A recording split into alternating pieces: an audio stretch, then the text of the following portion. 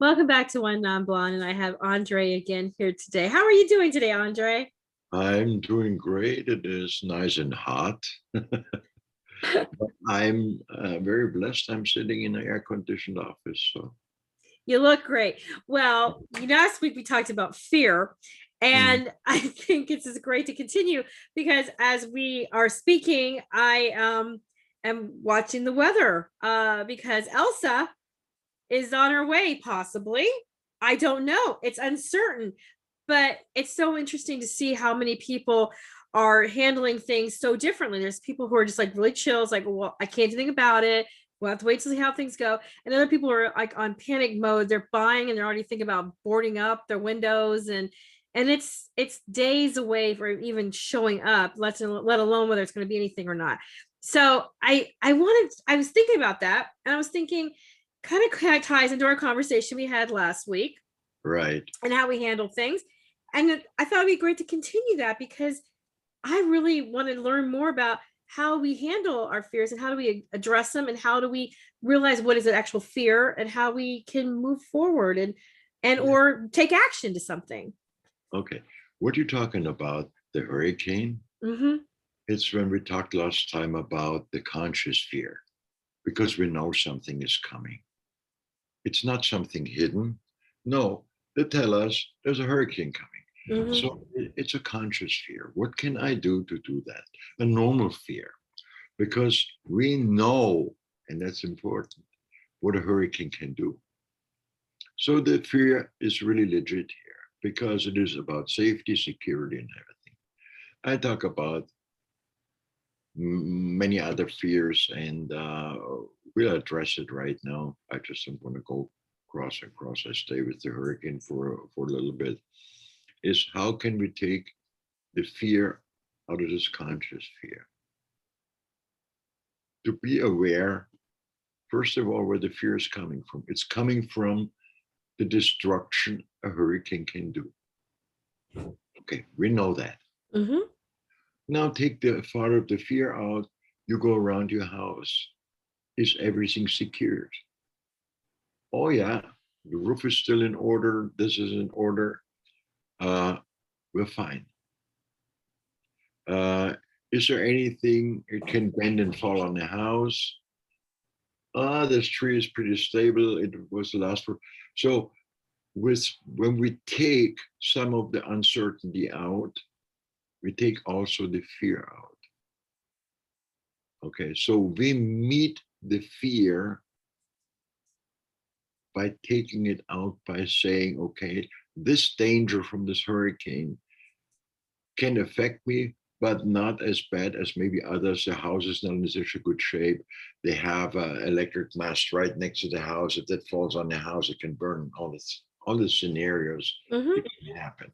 So walking our area here physically and seeing and I bet your husband does it with you, and do we close the window shades or whatever on precaution you can take, and also say, okay, let's bring it on, Hurricane Elsa. Which is the safest room in the house? Just when the hurricane hits, we're all going to be there. Mm-hmm. And you see how much fear you take already out by knowing things. So a lot of fear comes from the unknown. Um, what is the major part also is the word fear. In a moment, we use the word I'm afraid of. It is the same I'm in fear of. Mm-hmm. And when we use it in our mind, we open both doors and let the fear in. Instead, opening the doors and letting the fear out, we invite it with, I'm afraid of, I'm I have fear of that. Let's talk about the emotional fear, which can become physical fear as well. One of the major fears or sources of fear in my 40 years, I made a little statistic of it, comes from missing self esteem. Mm-hmm. and from insecurity. We talked a little bit last night about the fear of losing somebody, losing something. Well, that is, when it comes to things, a normal fear. I put my cell phone in my purse because I don't want to lose it. Mm-hmm. Safety precaution. But when you apply it to people, you cannot put a person in your purse. Yeah. No. So here comes the doubt, the insecurity, the missing self-esteem. First of all, will this person like me like I like them? How are you going to take the fear out of that? Sit down with that person and talk. Don't, well, I'm afraid to ask because I'm afraid of the answer. The answer. Yep, exactly. Okay. Well, what is really more effective? Telling you, hey, listen, I like you, we're great, but it is for the moment enough. Mm-hmm.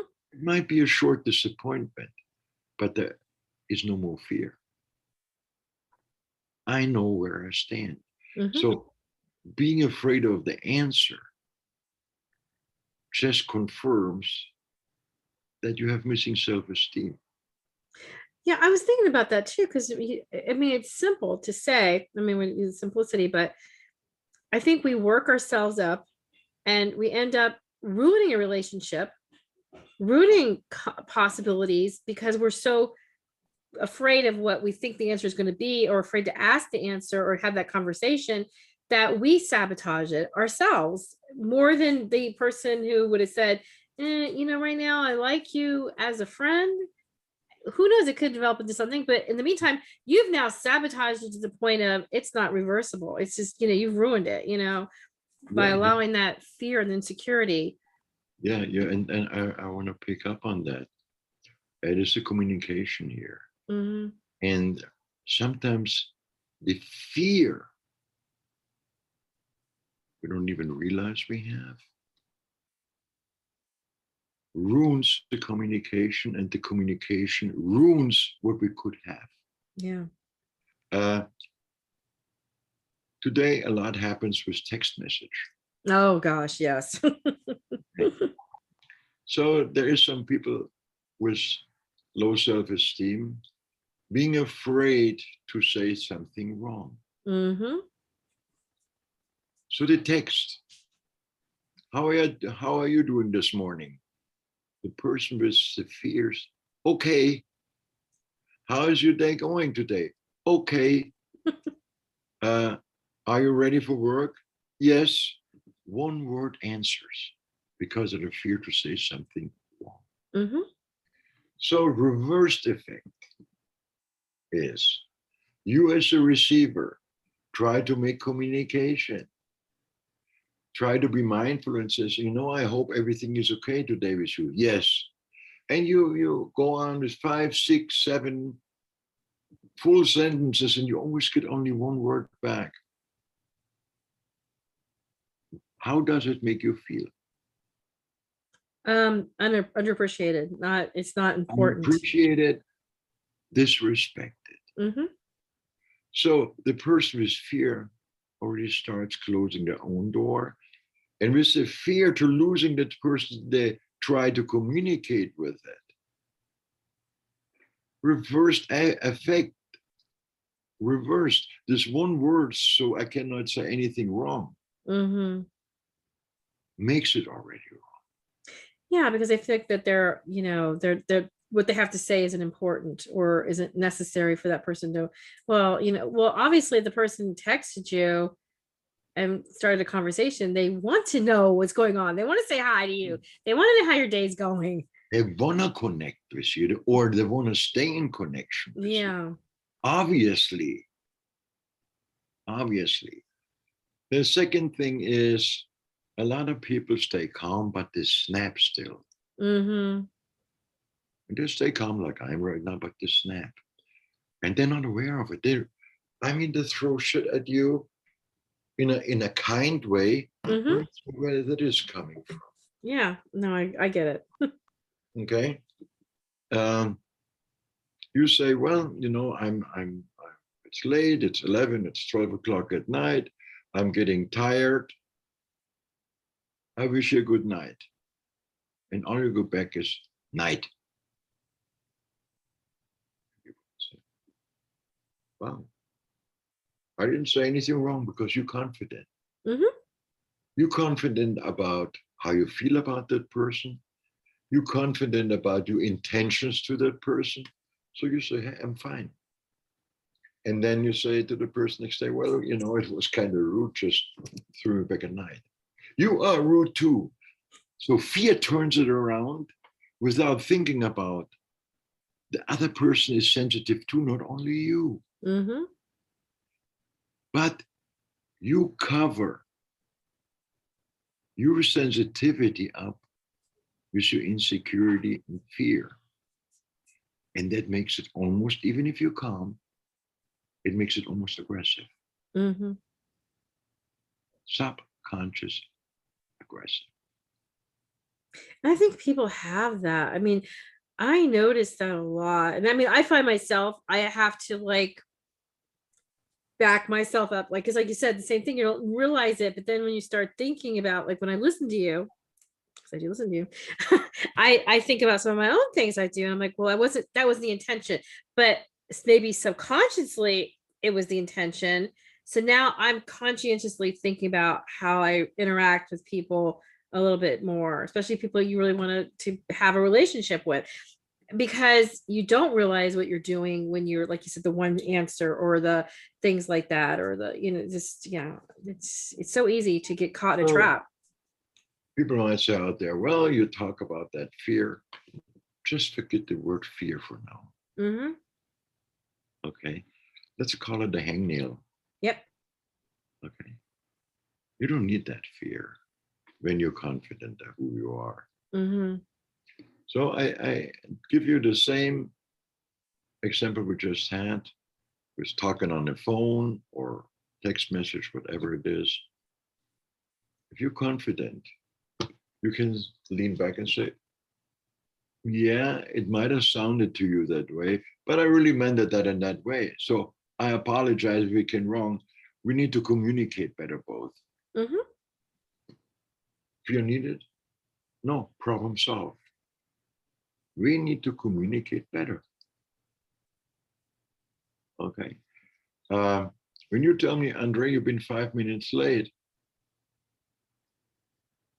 I say, yeah, sorry about that. I don't have to explain it. Yes, I'm late. I'm sorry about that. Okay. And then with explanation, when people try to explain why and how, they use excuses. And if they see their excuses don't grow on good soil, they attack without knowing they're attacking, defending. And if you defend and feel attacked, even you're not attacked, insecurity, fear. So fear, what it does, it is almost like reverse psychology. Almost like reverse psychology. I will put something out showing how confident I am, but it shows is my not being confident. Uh, then another thing about communication, what shows really fear, is when you tell somebody, I do my best to be very mindful with you. I'm mindful too. Um, I really try my best to have patience with you. I'm patient too. You see the pattern? I know. Yeah. Okay. I don't let you, because I don't feel secure in what I do. I don't let you have your momentum. I take your momentum away. I take your momentum that you say you're mindful, or you are patient, or you are loving, or you are caring. I take this momentum away and put it on me. It doesn't show security. It doesn't.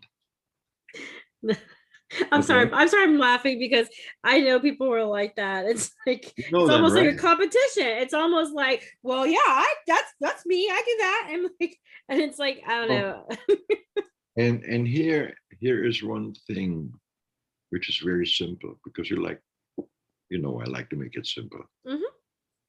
When we start not to be in competition with our boyfriend, acquaintance, husband, or whatever, and we start rowing in the same direction, we don't need that. And then all of a sudden, we don't need any more fear.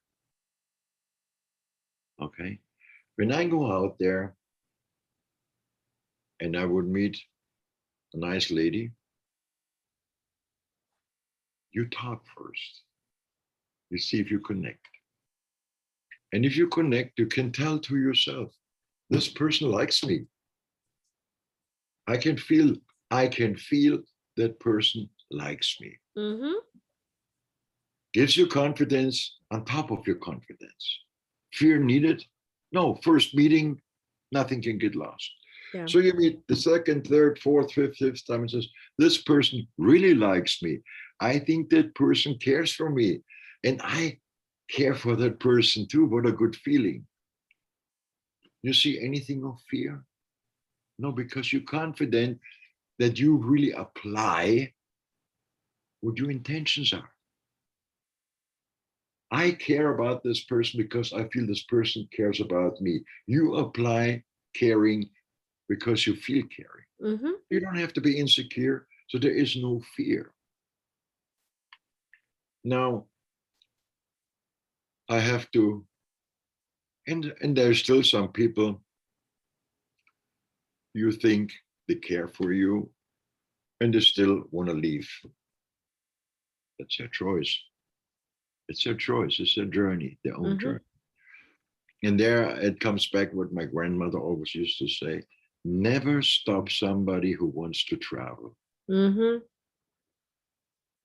Never. It doesn't make any sense. It doesn't make any sense because this person might have an energy right now, an outside and inside energy, where they are so restless within themselves. They like to be all over the place, trying to find peace. They want, maybe for the moment. I need on top of a mountain. Ah, the top of a mountain, they breathe. And they look in the valley. Oh, there's a lake. I need to go to the lake. Ah, they breathe on the lake. Oh, over there's a taco stand. Tacos Oh, sound good. you know, they have to be always active to find recognition in little moments. And there's nothing for the next moment. Now, I'm all for it that we make happy moments in our life. But if I make many happy moments in a day, it's not really a happy day. If I have to work hard and don't feel how hard I work for happy moments, it's not worth it. You have to start saying, I'm a happy person. Don't say it, live it, show it. Then no fear needed. I am a person who cares and I live it and I show it. No insecurity needed, no fear needed. If somebody doesn't want you, he doesn't want you. If somebody cares for you, care too. If you want to, if you feel it. That's always very important. And I tell to people, and that's what fear comes into. If I'm not really from the inside feel my intentions, if I say, oh, my intention is good, that's a nice person. I really like him a lot. And yes, I'm mindful. And you tell yourself, you don't need a sales pitch. If you are mindful with me, you don't need to tell me that I feel it. Hmm. If you tell me 3 times a day, you're mindful with me, but you don't live up to it, if you tell me, I don't believe you anymore after a while because you fear gives you a sales pitch. It does not what one little action can do. Okay. And I'll just tell you a little example, and I think everybody out there can relate what I'm saying right now. The mindful moment, you get up in the morning, you're very busy, you woke up late, you're in a hurry. Jump in the shower, jump in your clothes, jump in your car, still have a cup of coffee in the hand, you drive to work, at work already, a meeting, whatever it is already 1 or 2 o'clock lunchtime, and the first time you breathe. Mm-hmm. You missed out on the good morning to somebody. And somebody doesn't make a big thing and says, hey, are you all right today? One action shows caring. Are you all right today?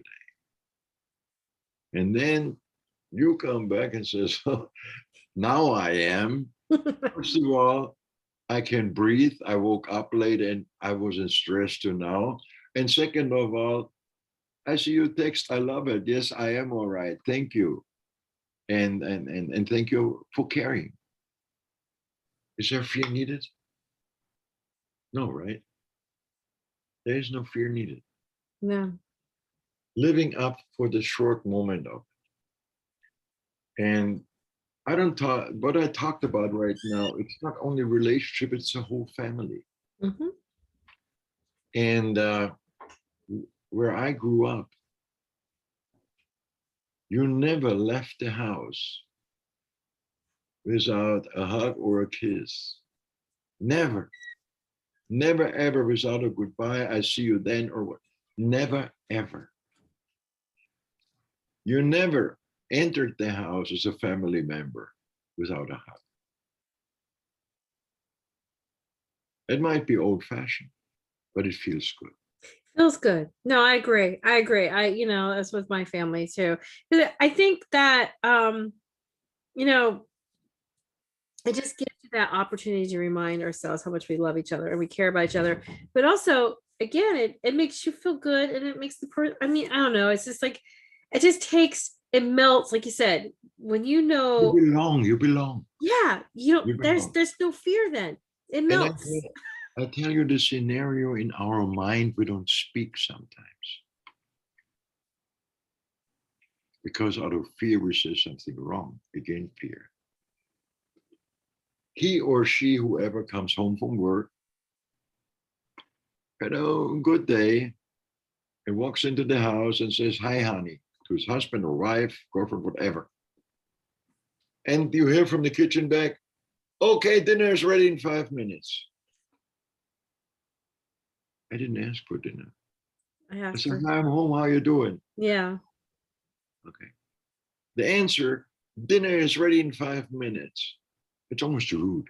yeah, no, I agree. And where does it come from? From the fear that the person is hungry and starving.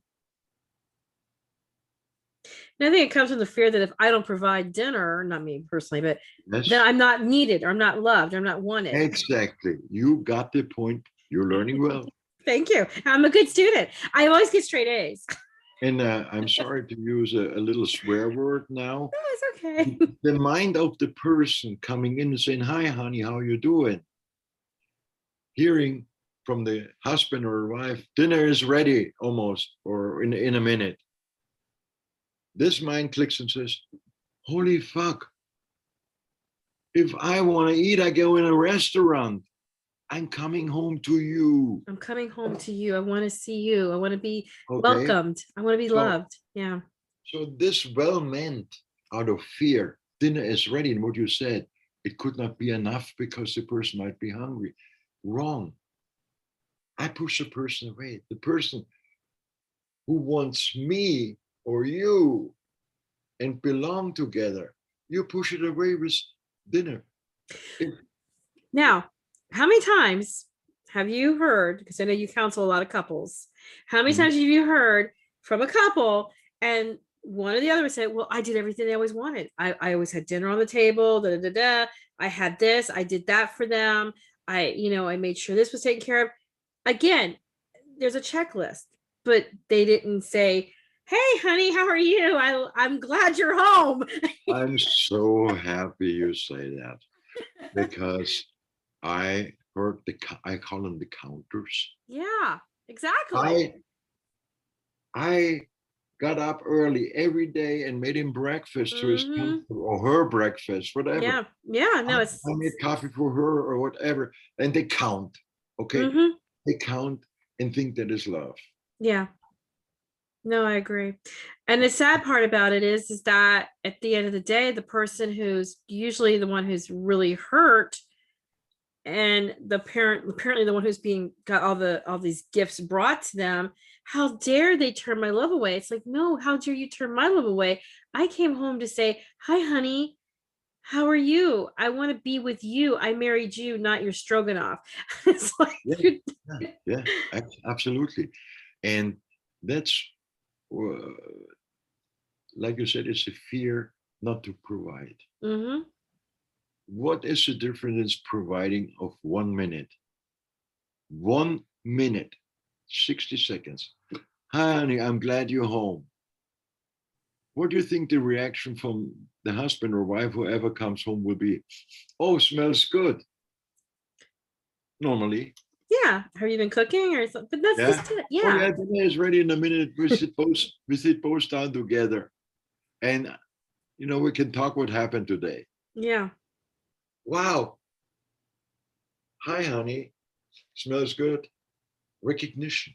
yeah, No fear needed. yeah. No, I agree. But when you block from front of the recognition you want, she wants or he wants a recognition that they're doing something nice, cooking.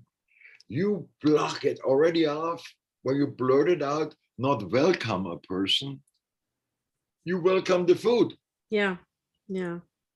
you know? And I heard, and it's too funny, you know? What was it? 12 years back ago. I I could have put two cameras there, and with this couple, I would have had a comedy sketch. And she said, well, I know what you like to eat, and I know you're hungry at this. And he said, holy fuck, if I'm hungry, I get on my way home a hot dog. When I'm hungry for you, what do you do? What do you do when I'm hungry for you? You tell me you're tired or you got a headache. And it was going on and on. It was almost hilarious. It's sad though. No, no, no, no, not at all. Him and her They communicated. laying into each other what they wanted was great for me. You know why? It showed me they still care. This marriage was to save. Yeah, that's good. Because he's saying, I want you, and I'm away home, I'll get a hot dog if I'm hungry.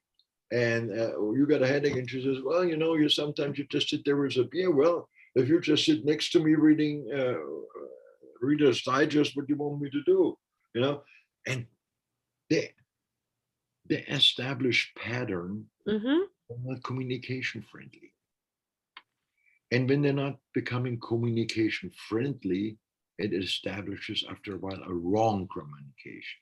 I agree. And the wrong communication, it's very interesting. Listen, the wrong communication makes both feel like they've been taken for granted. Mm-hmm. Feeling for being taken for granted, what brings it into the relationship?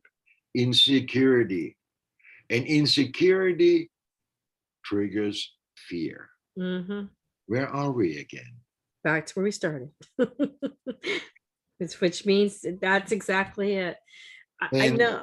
and the blaming game I love it. increases fear. Blaming increases fear because blaming starts into a fight, and a fight is not good. Yeah. No, I agree. I mean, we could spend days on this, really. And because the subconscious plays so much, and like you said, just those little words or just those little actions can just like a switch ruin a relationship. Yes, yes. And and that's just so amazing. What people don't even realize that's what they're doing. I it's a little bit off topic, but at the same topic, a few years ago, we did this survey when I work with kids, and it was like a survey about, with the kids, when they're talking to their parents about their faith life and things like that. And it was very interesting because we did a survey with the parents and we did a survey with the kids. And almost every kid and every parent said, I want to talk to my child, but I don't know how. Or I want to share with my parents, but I don't know how. And I think it starts with how the parents interact. And then the kids don't know how to interact. And now there's just this whole, it becomes this, like you said, it becomes a cycle of these fears and insecurities. And then we're You taking said it to the next generation. exactly the fear. I don't want to say anything wrong to my kid or to my parents, Yeah. so I don't know how to talk to it. Mm-hmm. And I want to make it very simple here. Just forget the word fear. Mm-hmm. Forget the word being afraid. Be you. Yeah.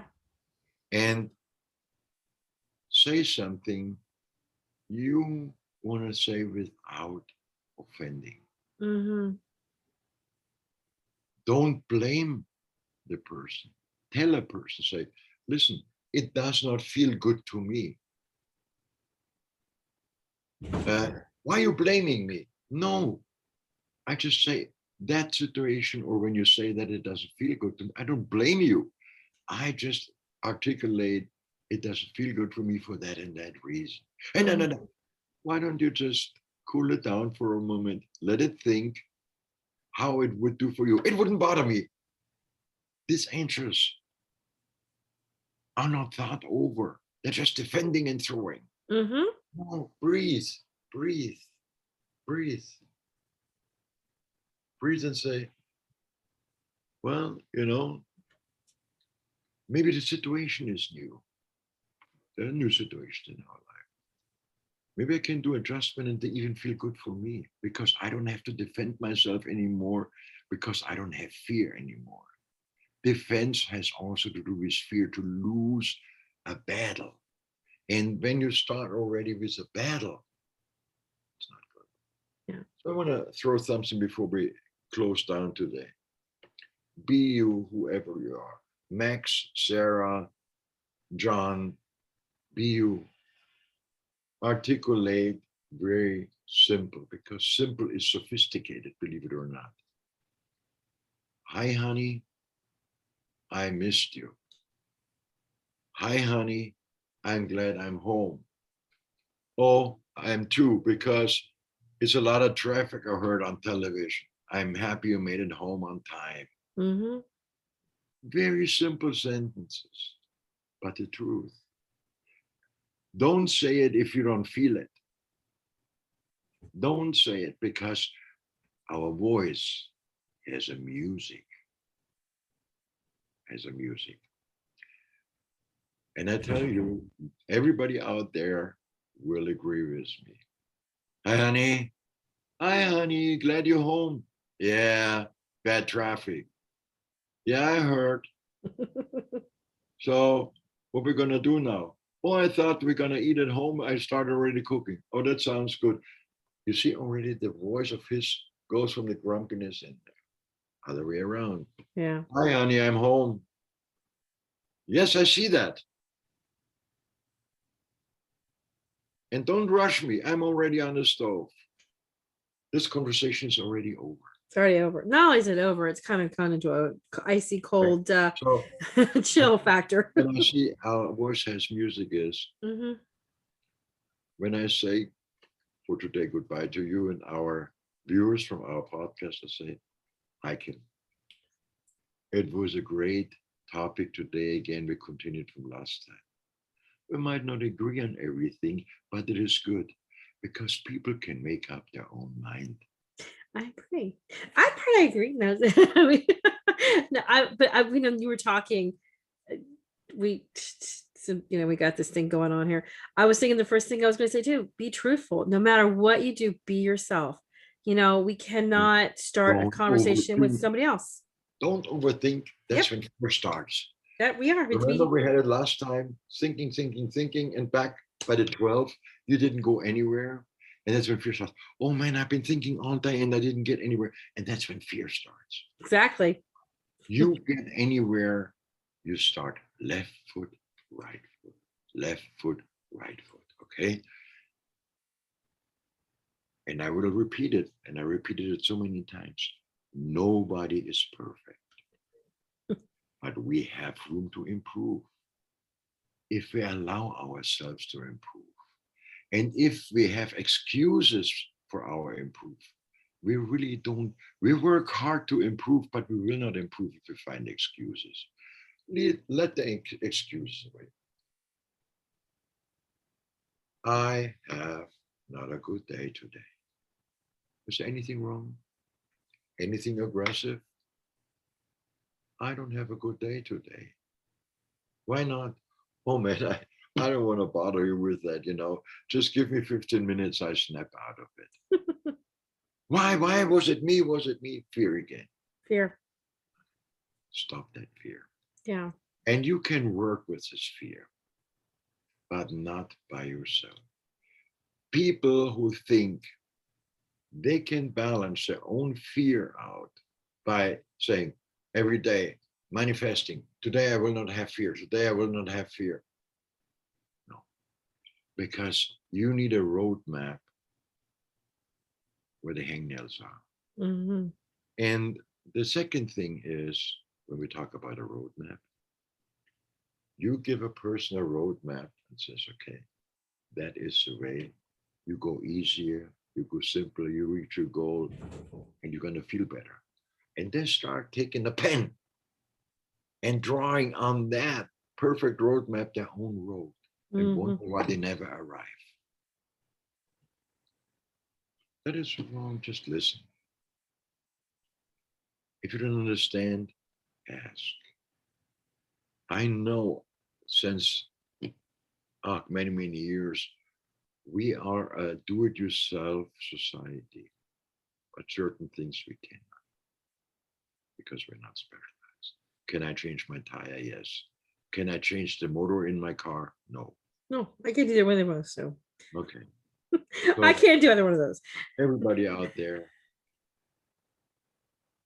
replace this word fear with I don't know at the moment, but I want to know. I want to learn. I want to try.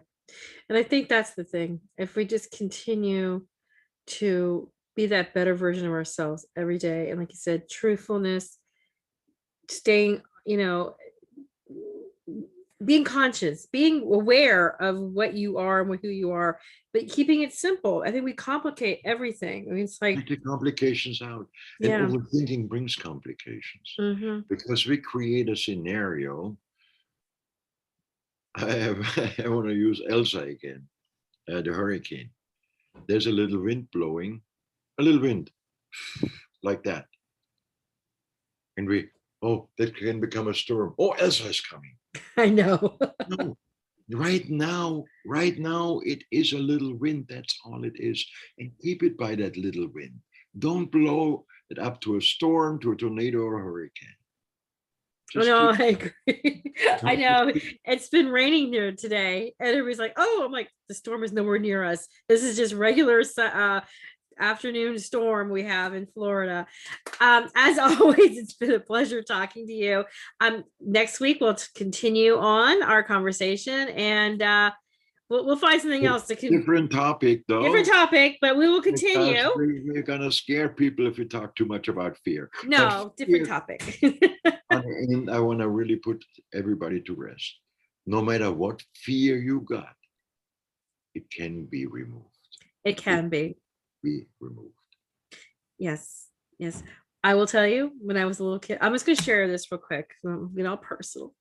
When I was a little kid, I was afraid of the dark. I was extremely afraid of the dark, to the point of I would everybody turn the lights off and I would turn them on, and I would write little notes to my dad and my mom's like, "Oh, I'm sorry, I had to turn the lights on," but I had an excuse.